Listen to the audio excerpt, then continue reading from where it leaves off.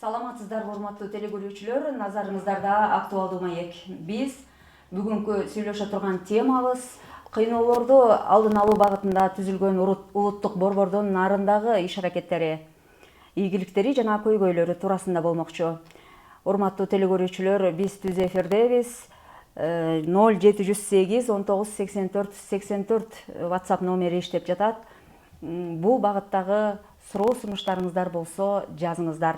Анда жогорудагы темага ылайык суроолоруңузга жооп бере турган адамдар менен тааныштыралы.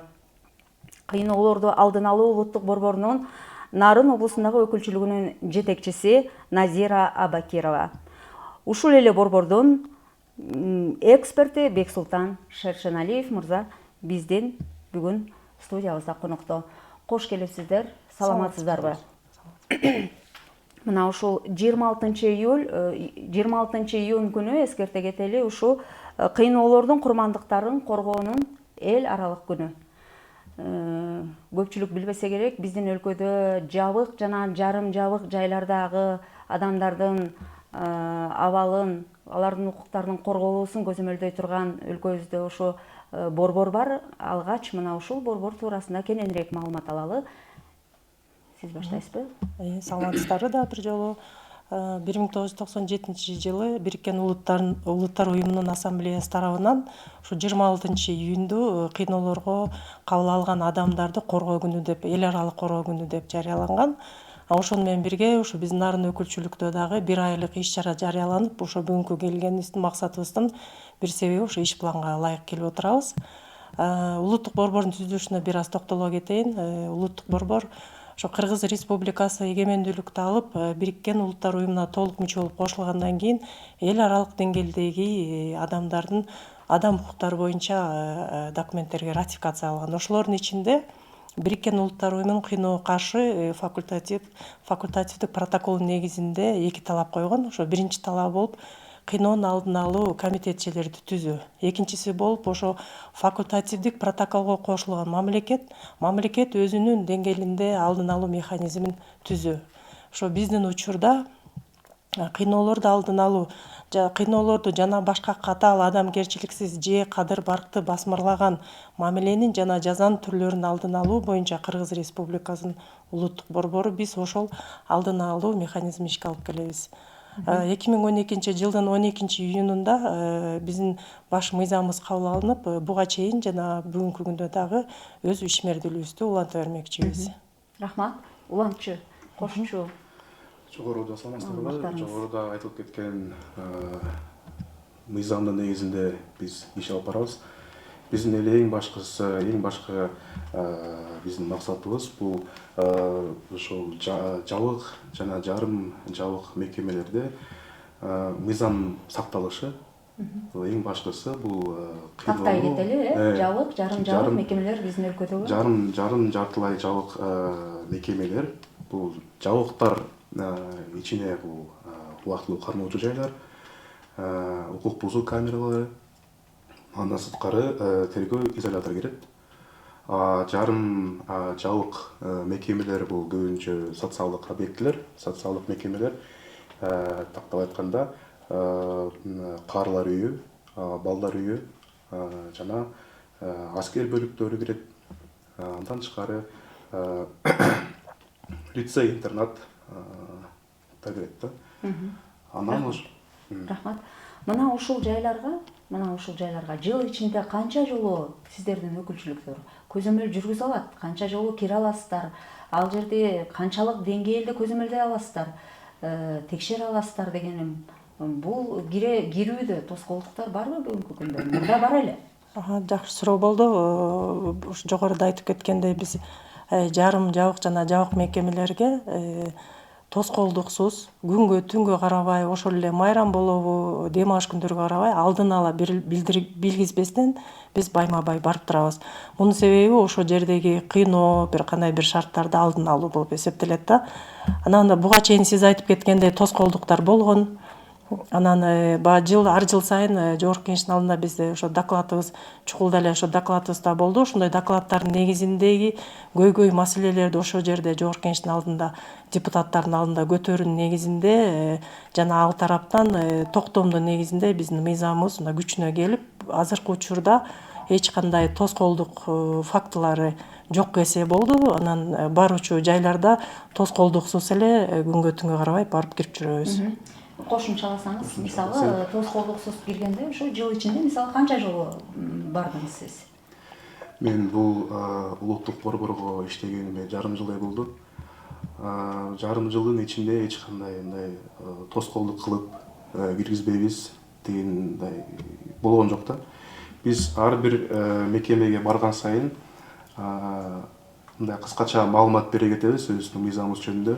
Өзүбүздүн мыйзамыбызда так көрсөтүлгөн, биз тоскоолдуксуз, үзгүлтүксүз, күнү түнүнө карабай кире алабыз депчи. Ошону ар бир мекеменин кишилерине түшүндүрүү иштерин жүргүзүп жүрөбүз. Ушул улуттук борбордун өлкө боюнча канча бөлүмдөрү бар, канчадан кам иштейт ал жерлерде? Жакшы суроо болду. Улуттук борбор республиканын ар бир областында өкүлчүлүктөр жайгашкан. Буга биз ишибизди ишмердүүлүгүбүздү алдыга бир жылуусунун бирден бир себеби болуп, жанагындай колдоочулар тарабынан, андан тышкары мамлекет тараптан колдоо болуп жүрөт. Мисалы айта кетсем, Нарын область боюнча өкүлчүлүктөн жалгыз эле бир штат мен өзүм болчумун. Ошо быйылкы жыл башынан ошо эксперт штаты колдоо бюджеттен акча бөлүнүп бергендиктен азыркы учурда мына 2 адам болуп, бир адамдын караганда 2 адамдын иши мындай жогорку деңгээлде мындай алдыга жүрсө мындай кадимкидей кандай десем, билинип өзгөрүүлөр болгону билинет да, себеби жалгыз адамдыкы жалгыз болот, 2 адамдыкы иш алдыга мындай көбүрөөк алдыга жылат да.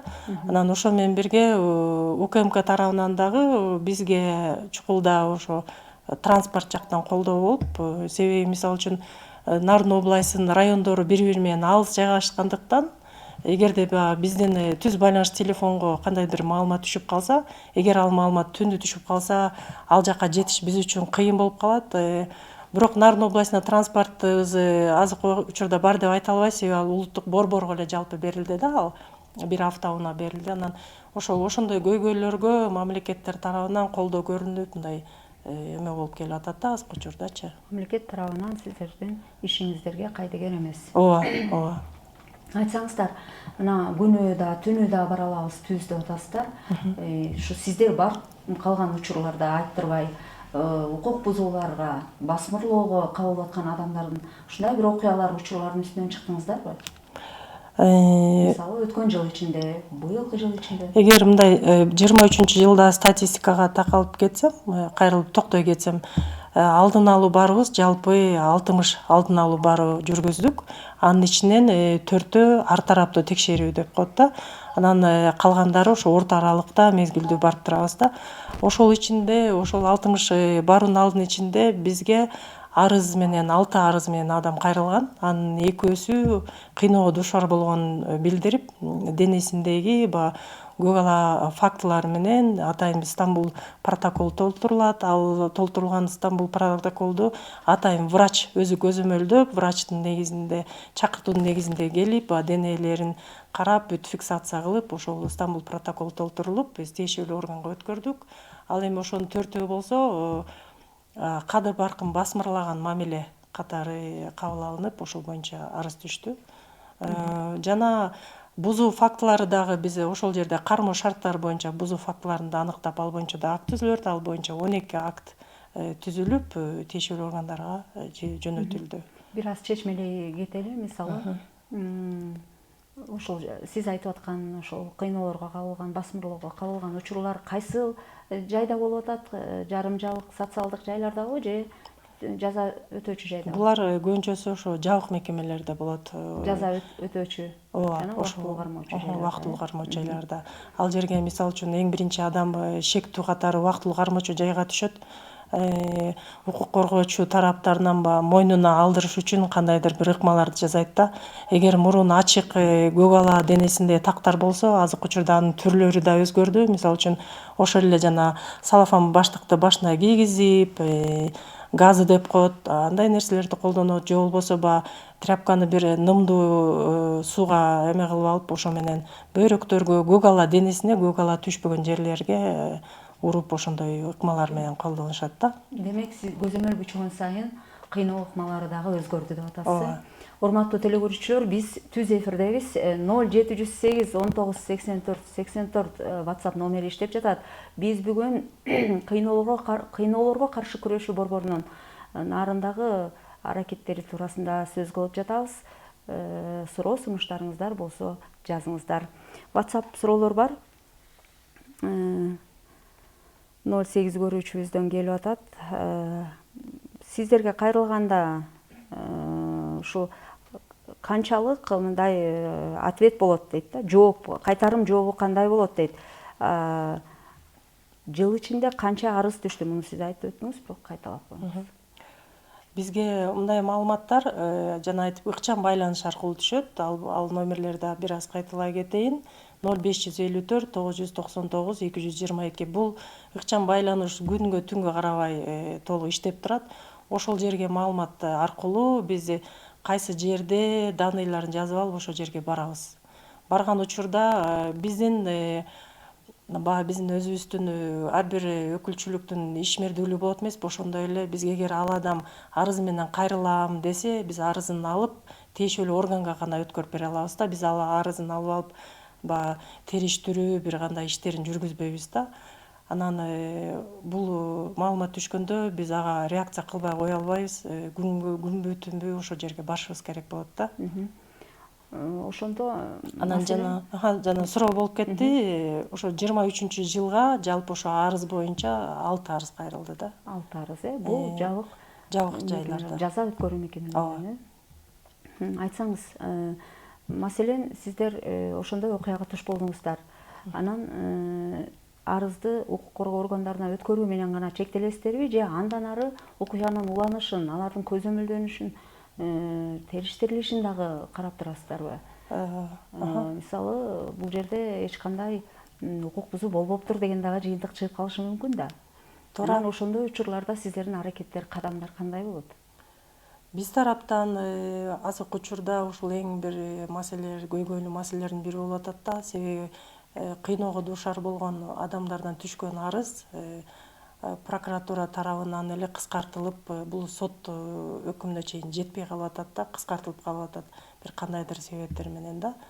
Анан биз болгону ошого чейинки гана арыз бергенден кийинки биз жоопту гана эле күтө алабыз да. Так ал ишке биз кийлигишип, териштирип, андай биздин мандатыбыз жок да. Сиздер ошол жерден мисалы ошол көк ала болгон денени, балким денесиндеги жабыркаган учурларды сүрөткө тартып, далил кылып, ушундай иштерди жасай аласыңарбы? Ооба, жогоруда айтып кеттим, Стамбул протоколуна ошонун баары түшүрүлөт. Аны биз да кадимкидей размери менен сүрөткө тартып алып, бул качан убакта болгон, ошо врачтын көзөмөлү менен ал ошо Стамбул протоколу 3 беттен турат. Бирөөсү арыз берген тарапка жана укук коргоо тарабына кетет, жана бир копиясы бизде калат. Ошол жерге баардык дене мүчөсүндөгү көк ала, тактын баары ошол жерге жазылып көргөзүлөт жана сүрөткө тартылат. Сиз жооп берип койсоңуз, мейли кошумчалаңыз. Кошумчалай кетсем, арыз алган соң биз арызды жанагы актылар менен түзүлгөн акты жана Стамбульский протокол деп коебузбу, ошо менен тарткан сүрөттөрдүн баарын тиркеп туруп прокуратура органдарга жиберебиз. Ал жактан мыйзамда көрсөтүлгөн мөөнөттөн өтүп бараткан болсо, биз кайраларга кайрылып, биздин арызыбыздын жообун берип коесуздарбы деп алардан сурап турабыз. Көрүүчүлөрүбүздөн суроо ушул айтып атат да, ушул экөөңүздөр эле мисалы эч мындай коргоосуз барып жатасыздар. Сиздерге ишенбестиктен кыйноо көрүп жатса дагы тилектеш болуп калат ошо жаза берип жаткандар менен деп арызданбай койгон учурлар болот деп ойлойсуздарбы? Жакшы суроо болду. Чынын Келишип айтканда, алышат деп. ооба, чынын айтканда бизге дагы ошо убактылуу кармоочу жайлардагы отурган адамдар бизге ишенбөстүктөн айтпай коюшу мүмкүн. Анда да бир себеби бар. Экинчи себеби бар, ошо укук коргоочу тарабынан дагы бар коркут үркүтү да болушуп калышы мүмкүн да. Себеби эгер бизге түзмө түз кайрылам деп арызын жазып берсе, биз эртеңки күндө арызын алгандан кийин кеткенден кийин ал кишиге дагы кандайдыр бир коркутуулар болушу мүмкүн деп, ошондой дагы кооптуу дагы жерлер бар да. Ишенбестик да болушу мүмкүн. Анан ошол себептен биз аларды кыйнап арыз жазгыла дей албайбыз. Алардын өздөрүнүн ыктыяры менен арызын жазып беришет. Алардын ОЗК билдирүүлөрү эсепке алынабы же Алынат. сөзсүз түрдө жазыш керекпи? Жок, ОЗК дагы алынат. Ал боюнча да биз ошол мекеменин башчысына кайрылып, ушундай отурган баланча аты жөнүндөгү адам кайрылуу жүргүзүп атат ОЗК түрүндө, сиз ошону көзөмөлдөп алдын алып коюңуз деп эскертүү түрүндө берилет. Бирок кошумча айтсам, бул жана деп атпайсызбы, ишенбестик болот депчи. Бул биздин жанагы мыйзамда дагы бар. Эгерде баягы адам биз менен сүйлөшкүсү келсе, бул мындай убакыт жактан чектелбестен алар менен сүйлөшкөнгө, тиги берки иштеп аткан адамдардан тышкары баягы өзүнчө бир кабинетке келип сүйлөшкөнгө укугубуз бар да. Анан ал жактан биз бул жакта иштеп аткан жерде дагы бир чети психолог болуш керек да. Алардын бир сөзүн таап, бир орусча айтканда подходун таап, аларды бир сөзгө чыгарышыбыз керек. Эгерде Ушундай ыкмаларды колдоносуздар. Алардын жакындары тарабынан кайрылган учурлар барбы? Өзү айта албай, бирок жакындары ошо карап койгула, ооба, ушундай бир болуп атат окшойт дегендей. бар алар ошо түз байланыш аркылуу байланышат да көп учурдачы. Биздин ушундай жакыныбыздар жат эле, өткөндө жолукканда ушул бир немени жашыргандай болуп атат. Эгерде дене башында бир өзгөрүүлөр болсо, ошолорун билдиришет. Ал аркылуу анан биз ошол маалыматтын негизинде анан кайсы жайдан түшсө ошол жерге барып алдын алып билип келебиз да, маалымат алып. Ушул жакынкы 2 жыл аралыгында ошо кыйноолорду жасап, мыйзам бузууларда бул кылмыш керек болсо, кыйноону көргөзгөн адам, ушул чаралар болдубу? Жаза колдонулган? Андай тилекке каршы андай жок. Андай жок, Бизде кийинки көрүүчүбүздө суроо бар. Балдардын тамактарын көзөмөлдөйсүзбү дейт интернат үйлөрдө. Ооба. Кандай тамак ичип жатышат? Бул боюнча эгер Нарын областы боюнча айтып кетсек эле, биздин ошо мектеп-интернат школубуз бар. Ошол жерде балдар жатып билим алып атышат. Ал балдардын балким атасы жок же эниси жок, ушу жартылай жетим балдар да. Анан биз ошол жерден балдарды кандай мыйзамда каралган, канча сом менен бөлүнгөн, эмне тамактар каралган, ошол тамактын сапаттуулугу кандай жерде, кандай шартта жасалып атат. Биз ал жерге дагы өзүбүздүн иш планыбызга ылайык барып турабыз. Жатаканасынын ошол жердеги элементарный шейшеп кандай ак шейшепте жатып атабы, кийимдери убагында жуулуп атабы. Ал кыш бизде баягы Нарын областынын климаты өтө оор болгондуктан кыш мезгилинде ошол жердин комната жатаканасынын температурасы кандай, шартка жараша өзүнүн стандартына жараша дал келип атабы, ал боюнча да барып көзөмөл кылып турабыз. Кошумчалап койсоңуз, облуста, Нарын облусунда ушундай мекемелер, социалдык жарым жабык мекемелер канча бар? Каякта дареги? Анан канча жолу бардыңыздар жыл башынан бери? Анан ал жердеги ошол айтсаңыздар, мына майдалап эле, мисалы ошол интернатта балдар эмне тамак ичет экен кечке? Эмне менен күн өткөрүшөт экен? Ошол Нарын областы боюнча айта турсак, ошол мен жыл башынан баштап бүт социалдык объектилерге кирип чыкканбыз. Алардын баардыгын жашоо шарттарын карап, тамак аштарын карап, тамак аштарын жана эттердин элементардуу жана сертификаттарын текшерип, алардын баарын кароодон өткөзгөнбүз. Канча бала барасыз ошол интернатта? Жумгалда деп атасыздар? Жумгал районунда, Чаяк айылында Нурбулак аттуу балдар үйү бар. Бир 17 бала ичинде жашап, кылышат да тиги. Биз социалдык түйүндөрдө ушу өзгөчө чүй жакта ушу балдардын айласыз абалдарын, жашоолорун көрсөткөн бир сүрөттөр чыгып, маалыматтар чыкты эле да. Биздин Жумгалда акыбал кандай? Биздин Жумгал боюнча акыбал жакшы. Биз эң башкы маселе эле бул алардын жатып турган зданиясы, имараты, имаратына дагы кошумча бөлмөлөрдү кошуп берсе жакшы болмок. Баягы азыркы учурда толуп калганына байланыштуу кичине мындай тыгыз болуп жайгашып калган да. Эң башкы көйгөй эле азыркы учурда жаңы имарат. Калган башка жактылары болсо жакшы. Бош убактыларында Имараттар авариялык абалдабы? жок, авариялык абалда эмес. Мынчалык мындай көп адамдарга, көп балдарга мындай эметилген, көрсөтүлгөн эмес да. Бул азыркы учурда ал мындай толуп калып, баягы жаңы орундар жетишпейт. Тар. Рахмат. Айтсаңыздар, убактылуу кармоочу жайлар биздин облуста канча? Анан алардын баарын кыдырып текшерүүдө сиздердин убактыңар, шарттарыңар, иштөө шарттарыңар дегендей бул жаатта көйгөйлөр барбы? Убактылуу кармоочу жай Нарын область боюнча 5 убактылуу кармоочу изоляторлор бар. Бул Кочкор районунда, Жумгал районунда, Актала, Ат башы жана Нарын шаарында. Андан тышкары тергөө изолятору СИЗО. СИЗО 24 мекеме бар, Нарын шаарында жайгашкан. Ошо жогоруда айтып кеткендей, райондун бири-бири менен алыс жайгаштыгына байланыштуу биз ар бир ишибизди иш пландын негизинде түзүп алып, ошонун негизинде иш алып барабыз. Себеби баарын бир күндө текшерип чыгыш өтө кыйын. Жана айтып кеткен ошо транспорт маселеси. Бирок эми азыркы учурда шарттар түзүлүп келатат. Жанагындай Яндекс дегендей такси чакыруу службалары бар, алар менен жүрөбүз дегенде. Андан тышкары эгер план негизинде болсо, эртең менен эрте чыгып алып, эгер Жумгалга жетиш керек болсо, ошо кичине тоскоолдук жаратат пересадка менен. Кочкорго барып, анан Кочкордон андан ары Жумгалга барып, бирок кайра чыгышыбыз кыйын болуп калат. Ар жака бир күн түнөөгө туура келет да. Анан бул боюнча ошо кичине материалдык жактан анча көйгөй болуп калат да. Дагы кандай көйгөйлөр бар? Мындай шарттар бизге түзүлсө, көбүрөөк биздин ишибиз натыйжалуу болот эле дегендей. Жогоруда Назира Жолбек айтып кетти.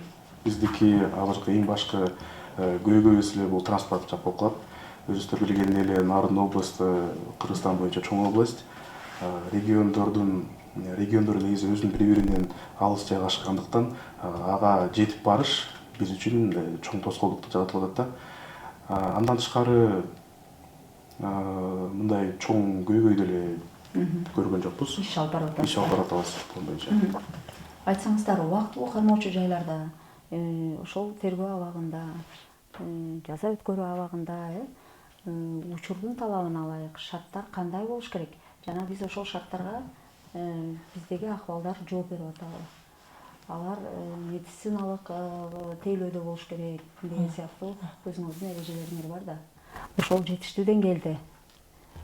Азыр ошо азыркы тапта убактылуу кармоо изоляторлорунун бирден бир болуп көйгөй болгон бул ошо жер төлөөдө жайгашысы болуп атат. Нарын область боюнча жер төлөөдө ошо Нарын шаарынын убактылуу кармоочу жайы жана Актала районунда жайгашкан.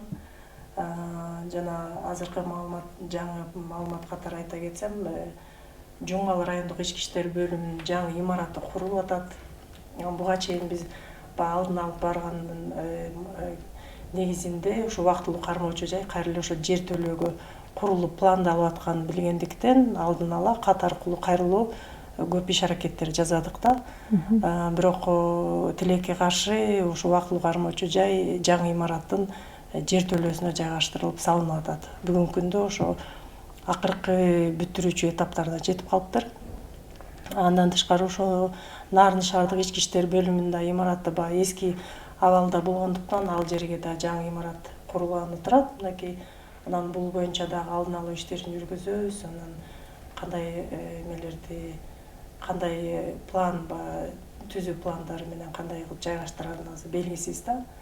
Анан негизи бул өзү эле жер төлөөдө жайгашкан ошол жерде кармалып турган адамдардын ден соолугуна бир толо зыян келтирет. Себеби дегенде күндүн нурунан ал адамдар күндүн нуруна чыгып туруш керек, күндүн нуру жетишпейт ал жерге. Эгер ал жертөлөдө жайгаштырса, ошол жердин нымдуулугу аябай жогору.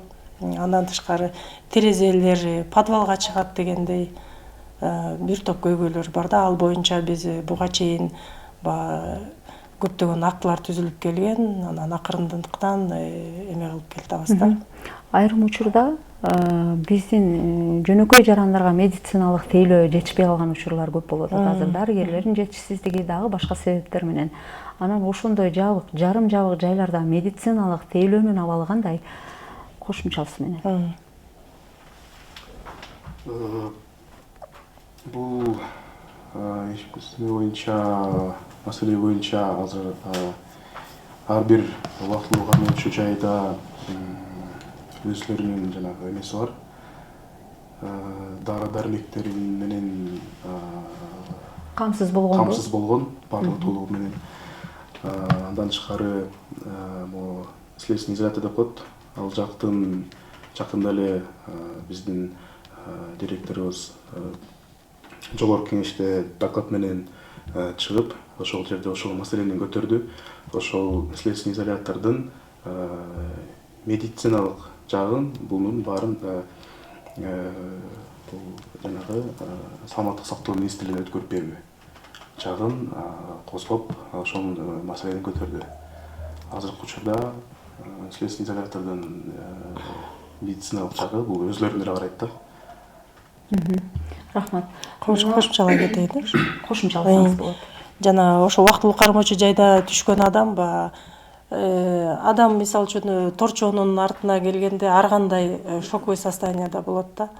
Анан ошол жерден көп учурда жүрөгү кармап калышы мүмкүн, давлениясы көтөрүлүшү мүмкүн. Бул учурда ошол жерде убактылуу кармоочу жайда иштеген кызматкерлер скорый тез жардам чакырып, ошол тараптан гана жардам көргөзө алышат да.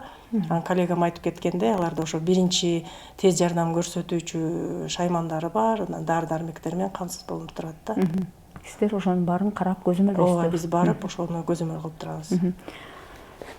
Айтсаңыздар, ошол сиздерди дагы ошол оптималдаштыруу, акыйкатчы менен булардын ишмердиги бир эле экен, булардын борбордун зарылчылыгы жок экен дегендей да пикирлер көтөрүлүп, ошо оптималдаштыруу маселеси каралып жатканда, анан маселе жыйынтык кандай чечилди?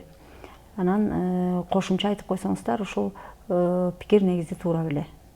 Бул боюнча эми жыйынтык мындай болду деп айта албайм. Негизинен биздин кыйноонун алдын алуу улуттук борбору керек борбор деп айта алам. Себеби акыйкатчынын да бирден бир милдети болуп, алар да ошо жарым жабык мекемелерге кире алат, алардын да мандаты бар. Бирок акыйкатчылардын бизден айырмасы, адам укугу кайсы жерде бузулса, ошол менен мындай кененирээк иш алып барышат да. Анан бул учурдан алардын баягы түйшүгү көбүрөөк чоң десем болот да. Анан ошондуктан биздин улуттук борбор бирден бир кыйноону алдын алып аткандыктан биздин улуттук борбордун бул жерде ролу аябай чоң десем болот да. Ушул бизге убакыттын аз калганын айтышууда, аз эле мүнөт калды. Ушул айтсаңыздар, акыбал кандай жака өзгөрүп барат? Сиздердин ал жерде салым канчалык болуп жатат? Салыштырмалуу 2012 бир 5 жыл мурунку салыштырмалуу азыркы учурда бир кыйла өзгөрүүлөр бар. Айтып кетпедимби, ошо жабык мекемелердин кармоо шарттары боюнча мыйзамдын гана негизинде биз иш алып баргандыктан, ошол нерсеге такап мындай болуш керек, тиндей болуш керек. Кармоо шарттары элементарный жаткан кроваттары, жерден канча бийиктикте турат, ошол камеранын ичинде жана санузел туалети барбы, жуунуучу жай барбы, суусу барбы, эгер жок болсо ошол боюнча бузуу деп аныктап, акттын негизинде түзүп атып, азыркы учурда бир кыйла өзгөрүүлөр бар. Жакшы жака. Кошумчалай кетиңиздер. Эми биз сиздерге биротоло жыйынтык сөз берели. Алдыдагы пландарыңыздар, мындан ары дагы көзөмөлүңүздөрдүн мыкты болушу үчүн түзүлүп жаткан шарттар, мамлекеттин камкордугу, чет элдик уюмдардын көмөгү туурасында айтып, андан кийин жыйынтыктайлы. Албетте азыр ар бир кыймылданышыбыз ошо чет элдик уюмдардын колдоосу менен ишке алып барылат. Бул боюнча биз ошо улуттук борбордун кызматкерлери байма бай окуулардан өтүп турабыз, өзүбүздүн билимибизди жогорулатып дегендей жаңы чыккан мыйзамдардын негизи үстүндө иш алып барабыз. Анан улуттук борбор ушундай деңгээлде ишибизди илгерилетип иш алып барып турсак, көп эле ийгиликтерге жетишебиз. Кошумчалаңыз. Жогоруда айта кеткендей, биздин улуттук борбор деги эле негизи башка мекемелер бул бир гана Кыргызстандын кабыл алган мыйзамдарын иштөө жагын карап ошол жакта иштөө да. Анан бул жактан башка бийлик органдары, укук органдары менен чогуу биргеликте иштеп, бир гана ошол жанагы жабык мекемелердин ичиндеги жашап аткан шарттарын деле баягы жакшыртуу маселеси болуп, эң башкысы биздики ошол эле эме да. Айтсаңыздар, эми сиздерге эркин микрофон берели. Кайрылууңуздар көрүүчүлөргө, кандай абалга түшүп калганда кимге кайрылса сиздерден кандай жардам болот? Кыскача. Биздин жогоруда айтып кеткен ыкчам байланыш номерибиз 554 999 222 түз байланыш номерине чыгып, эгер сизби же сиздин таанышыңызбы, кошунаңыз ошондой кыйноо жана катаал мамилеге туш болгон абалды көрүп калсаңыздар, ошол байланышка чыгып маалымат кылып коюңуздар деп өтүнөбүз. Кошумчалаңыз. Кандай учурларга туш болгондо, маселен, жакындары өздөрү ыкчам номерине эгерде сиздер же болбосо өзүңүздүн туугандарыңар укук коргоо жактардан болобу, же эгерде социалдык тармакты алсак, мугалим жактардан болобу, ошондой бир кыйноо фактылары силер өзүңөр аныктаган болсоңуздар, жана эки айтып кеткен номерге чалып бизге маалымат бериңиздер. Рахмат, убактыңыздарды бөлүп, мына ушул багыттагы көрүүчүлөрүбүздө маалыматтарды берүү үчүн келгениңиздерге сиздерге терең ыраазычылык билдиребиз. Урматтуу телекөрүүчүлөр, ушуну менен түз эфир соңуна чыкты. Биз бүгүн кыйноолордун алдын алуу борборунун нарындагы иш аракеттери жөнүндө сөз кылдык. Кайрадан кийинки эфирде жолугушканча саламатта туруңуздар.